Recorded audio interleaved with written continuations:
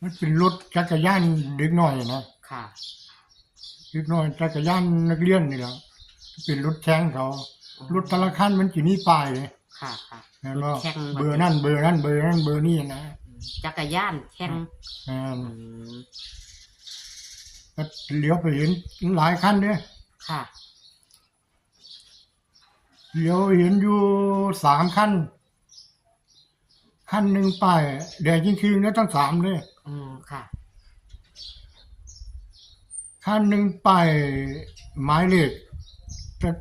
แต่ละคันมันจะมีหมายเลขนะแม่ค่ะค่ะ690คันหนึ่งคันหนึ่งเห็นหมดทุกคันบ่ เห็นทั้ง3คันเห็นแต่ว่ามันเป็นตัวเดียวกันหรือบ่มันเบื่อไผเบื่อมันอืมเลขไผเลขมันแต่เห็นชัดนี่คือ690ป่ะ690อ่าอืม